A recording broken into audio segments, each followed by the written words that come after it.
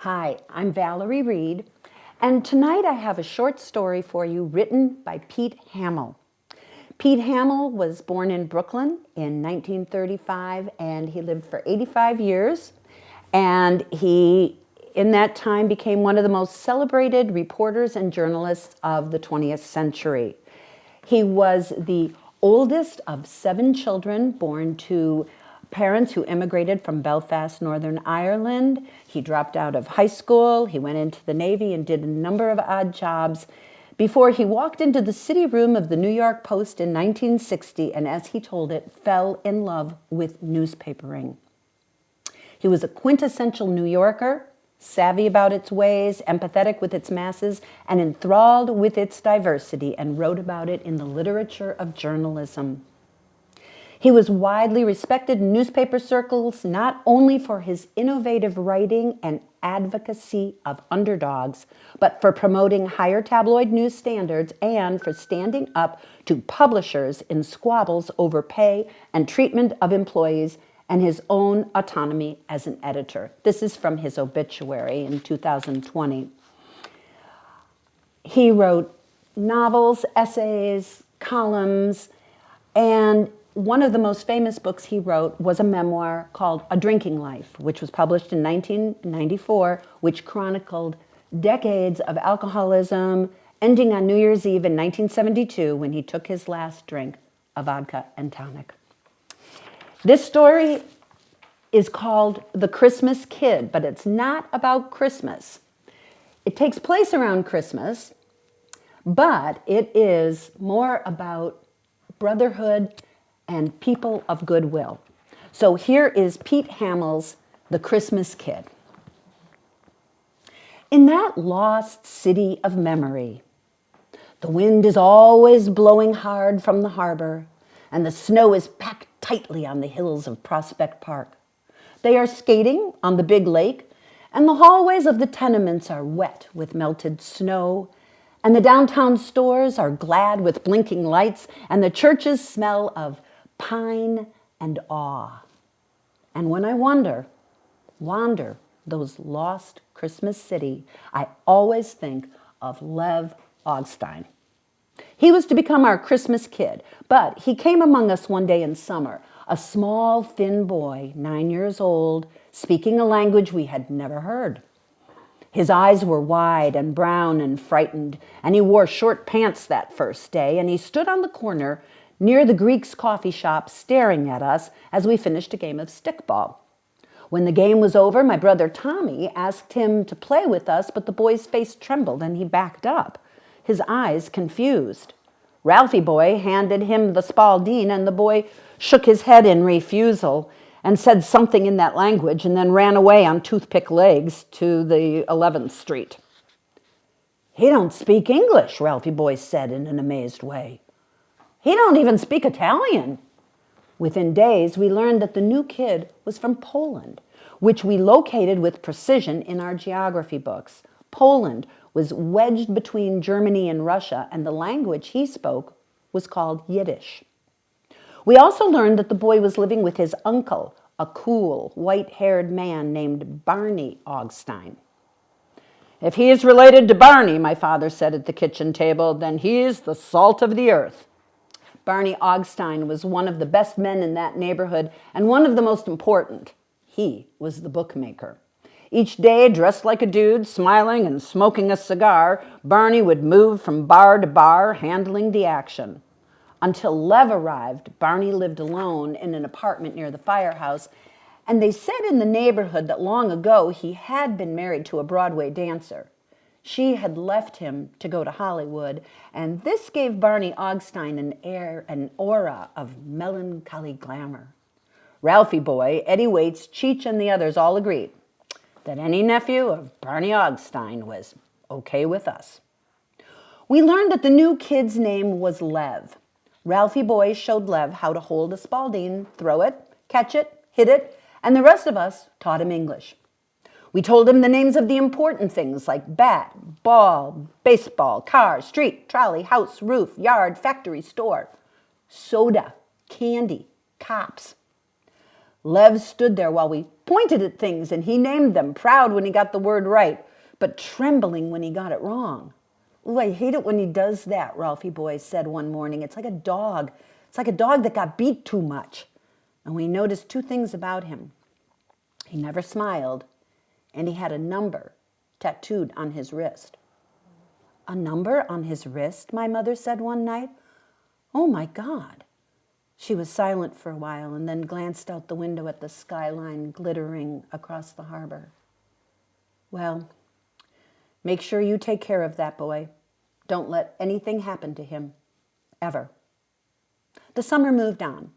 Lev put on weight and Barney Augstein bought him clothes and keds and a first baseman's mitt. We tried to explain all of life to him, particularly the Dodgers. Lev listened gravely to the story of the holy team, and if he didn't fully comprehend, he certainly tried. He recited the litany. Reiser, Reese, Walker. He play baseball good? Lev said, pointing at the picture of Reiser in the Daily News. He plays stickball good? Good, Ralphie boy said. He's like Christmas every day.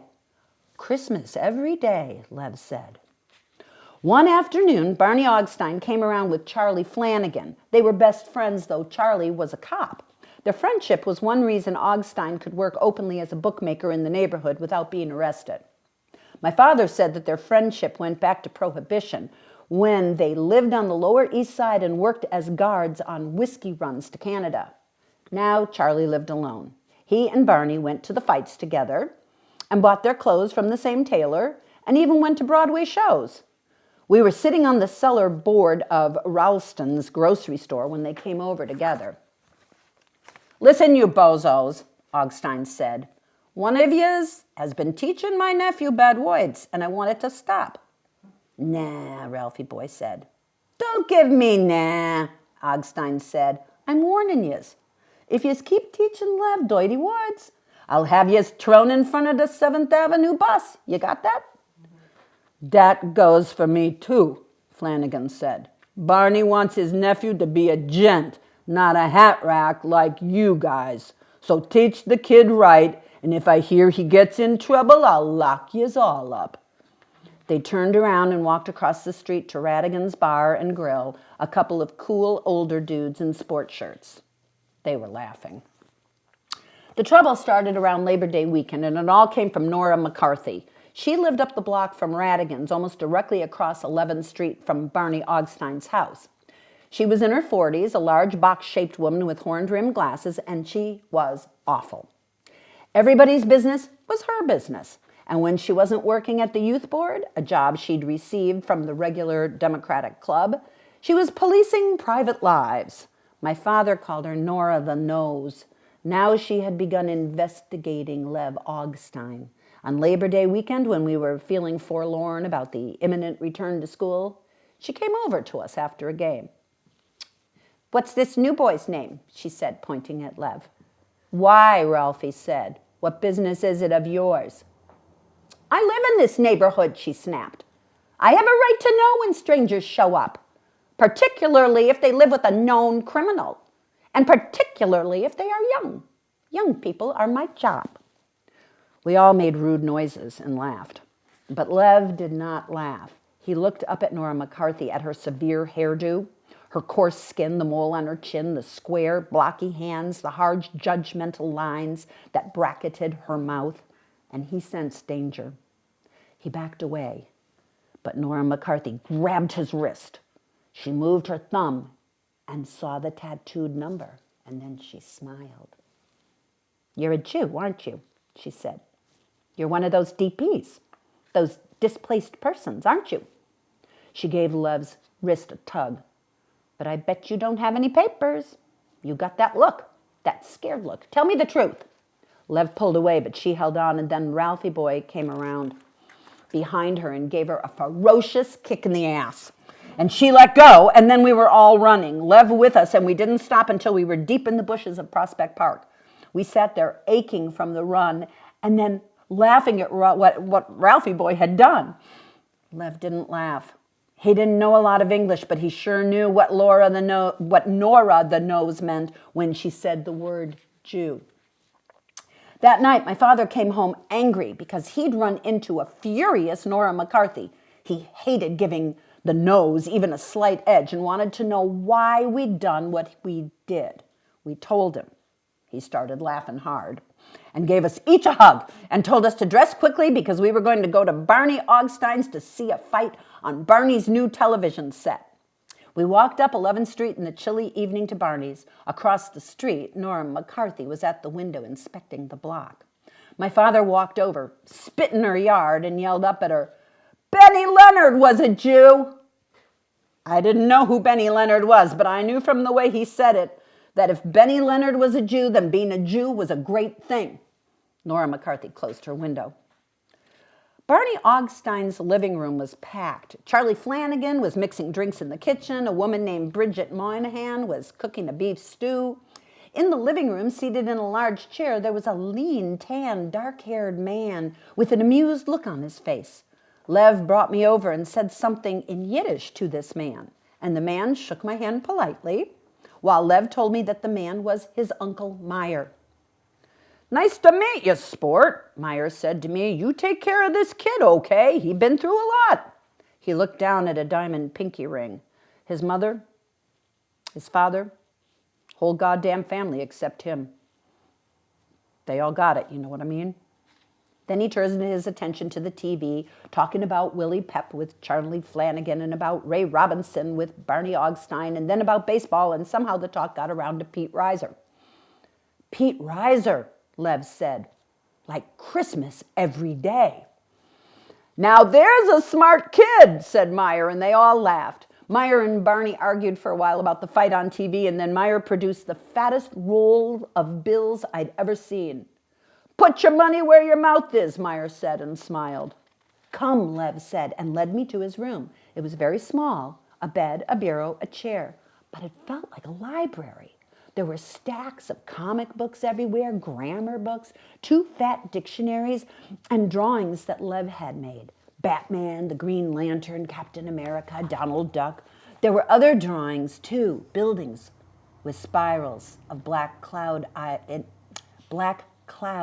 ensuing from chimneys, barefoot men with shaved heads and gray pajamas, watchtowers, barbed wire. "You're an artist," I said. "An artist?" "Yeah, an artist." "Pete Reiser is an artist?" "Yeah," I said, "in a way." "Like Christmas every day," Lev said. "An artist." Fall arrived, the days shortened. Most of us went to the Catholic school, but Lev enrolled in public school, where Ralphie Boy became his protector.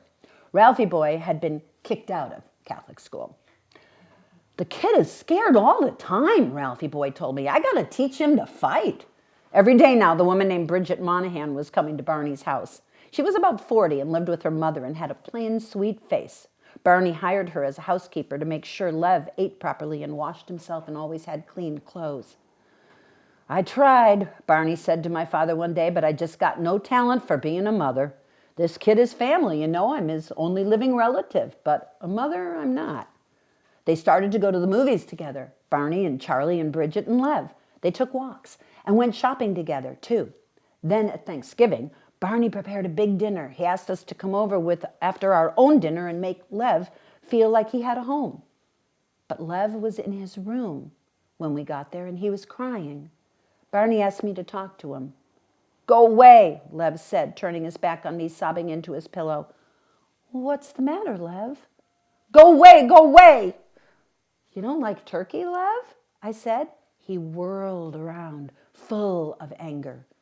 "Too much is too much. All food, food, food, too much." I was a kid then, but looking into the eyes of a boy who had survived a death camp, even I understood. After Thanksgiving, the Christmas season began. Down on Fifth Avenue, store windows magically filled with toys and train sets and red stockings. Christmas banners stretched across the downtown streets, painted with the slogans of Christmas about peace on earth and goodwill toward men.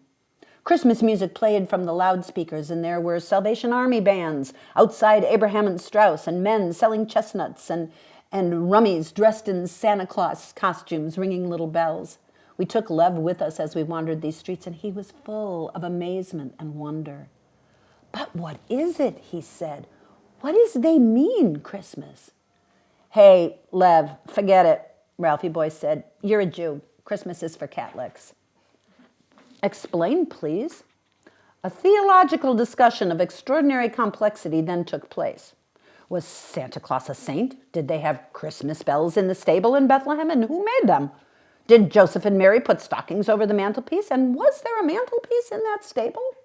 How come the three wise men didn't come on reindeer instead of camels? And by the way, where did they come from? If Jesus was the Son of God, why didn't God just show up in person?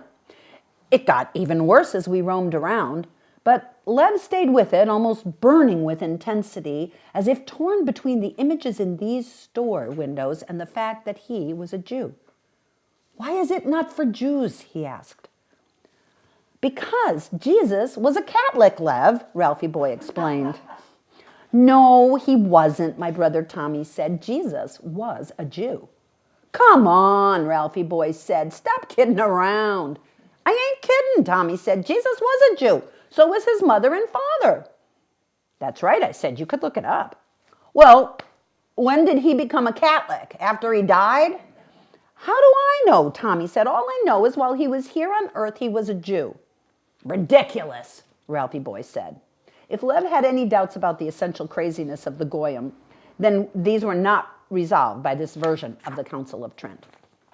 Then Barney Augstein got sick and was taken to Methodist Hospital. There were whispered conversations about what was wrong with him, and then plans were made by Bridget and my mother and Charlie Flanagan. Bridget moved into Barney's house, and my mother and Tommy and I came over every night to help Lev with his homework. And the women decided they could give a Christmas party anyway. They would combine Hanukkah and Christmas, get a Christmas tree, hang pictures of Santa Claus around the house, but leave out all the mangers and statues of Jesus. Barney was part of the planning. He called each night from the hospital and talked to Lev and then Bridget, and later Bridget would talk to my mother. "He wants to get the lad everything," Bridget would say. "Train sets and chemistry sets and a big easel so he can paint, a camera, a radio, and I have to keep stopping him because he's going to spoil the kid rotten." Then on December 19th, the first snowfall arrived in the city. Lev was in our house, and we took him up to the roof, and we stood there while the snow fell on the pigeon coops and in the backyards and obscured the skyline and the harbor and clung to the trees, all of it pure and white and blinding. We scooped a handful from the roof of our pigeon coop, explained to Lev that it was good packing, and started dropping snowballs into the street, hoping that we would see Nora the Nose. She wasn't there, but others were, and soon Ralphie boy was with us too, and Eddie Waits and Cheech, and we were all firing snowballs from the rooftops as skillful as dive bombers, and Lev was with us, joining in, one of the crowd at last. "Good packing," he shouted. "Good packing." That night, while we all slept, Barney Augstein died.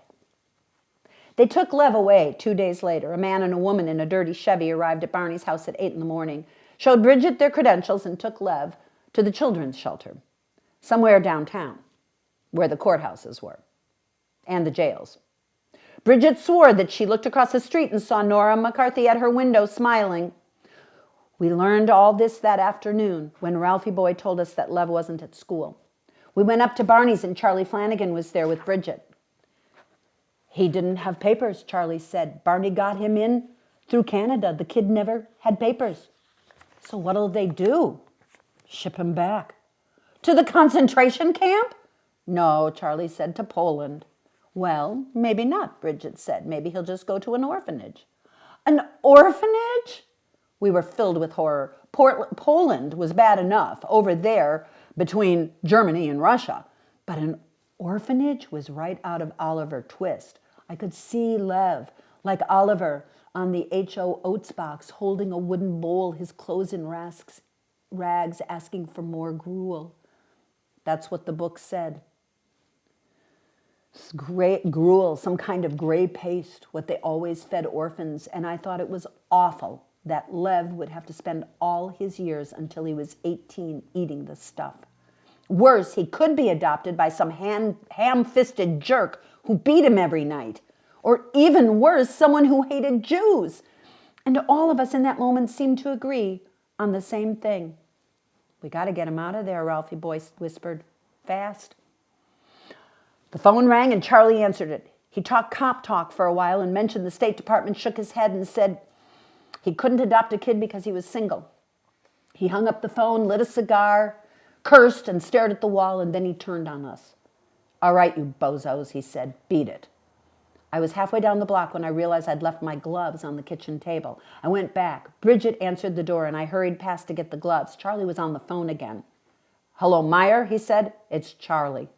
He glowered at me, and then I left. That night, it snowed, and kept snowing the next day, and on the day after that, they closed the public schools, and we listened in the morning to Rambling with Gambling, praying for more snow, and the closing of the Catholic schools, too. The snow piled up on the streets, and we burrowed tunnels through it, and made huge boulders that blocked the cars in the side streets.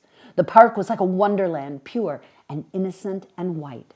The leafless trees like the handwriting Lev used when he showed us his own language. And kids were everywhere, on sleighs, barrel staves, sliding down the snow-packed hills. All the kids except Lev. He was in the children's shelter eating gruel. Then, on the afternoon of Christmas Eve, Charlie Flanagan rang our bell. My mother went out to the hall and met Charlie halfway down the stairs. There was a murmured conversation, and then she came up and told us to get dressed. Charlie's taking you to see Lev, she said. She gave us a present she had bought for him, a picture book about Thomas Jefferson, and down we went to the street. Ralphie boy, Waits, and Cheech were already in Charlie's Plymouth, each carrying a present. Now listen, you bozos, he said. Don't do anything ridiculous when we see him. Got it straight? Just do what the hell we tell you to do. We drove to downtown Brooklyn, where the government building rose in their mean, gaunt style from the snow-packed streets. Charlie pulled the car down a side street and parked. And in a few minutes, a Cadillac parked in front of him. He looked at his watch. The party for the orphans has already started, he said, so you bozos just come in with us. Two men, dressed like Arabs, got out of the Cadillac. They had headdresses on and mustaches and shoes that curled up and pantaloons and flowing green and orange capes, and one of them was the largest human being I ever saw. The other one was Meyer. Hello, sports, Meyer said, pulling a drag on his cigar. Hello, Charlie. He handed Charlie a box, and Charlie opened it and took out an Arab costume and put it on over his suit. In a minute, he too was a wise man from the East, his face covered with a false beard and mustache. We followed the three of them around the corner and into the children's shelter. There was a scrawny Christmas tree in the lobby and windows smeared with Bon Ami cleanser to look like they were covered with snow, and cutouts of Santa Claus on the walls and a few dying pieces of holly. A guard looked up when we walked in, his eyes widening at the sight of the three wild-looking Arabs. We're here for a Christmas party, the big guy said. Oh, yeah, the guard said. Second floor. We walked up a flight of stairs. The three Arabs glanced at each other, and Meyer chuckled and opened a door. They stepped into a room crowded with forlorn children and then started to sing. We three kings of Orient are.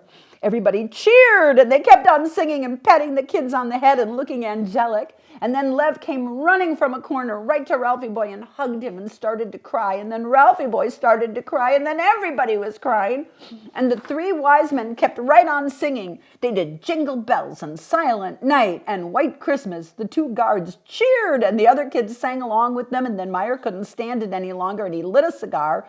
And then the other two lit up, and they were singing Mersey Dotes. And the big guy slipped a bottle of whiskey to one of the guards and a cigar to the other. And they went into Jingle Bells again and moved closer to Lev.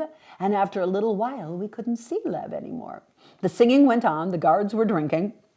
And then it was time to go. Meyer, Charlie, and the big man backed out doing one final chorus of We Three Kings. We followed them outside, waved goodbye, wished all the other kids a Merry Christmas, came into the lobby, wished the guard a Merry Christmas, and headed into the empty street. Around the corner, Meyer stopped, lifted his whirling Arab costume, and let Lev out. Merry Christmas, sport, Meyer said to the kid. Merry Christmas. For the first time, Lev Augstein smiled. That night, We sneaked Lev into our house, far from the eyes of Nora the Nose, and said our tearful goodbyes. Then we all went down to Meyer's car. The trunk was packed with suitcases, but they wedged in a few more packages, and then Lev was driven out of our neighborhood, heading into Christmas Day, never to return. A few weeks later, Charlie Flanagan put in his papers, retired from the cops, married Bridget Monahan, and moved to Florida to live on his pension and serve as a security boss in a certain hotel in Miami Beach. It's said that he and Bridget adopted a young boy soon after and raised him as a Jew out of respect for the boy's uncle. Christmas was a big event in their house, but then so was Hanukkah. I thought about Lev every year after that, when the snow fell through the Brooklyn sky and turned our neighborhood white, or when somebody said to me that the snow was good packing, or when I heard certain songs from hidden speakers. I also thought about him when I met people with tattoos on their wrists or saw barbed wire. But I didn't worry about him. I knew he was all right. The end.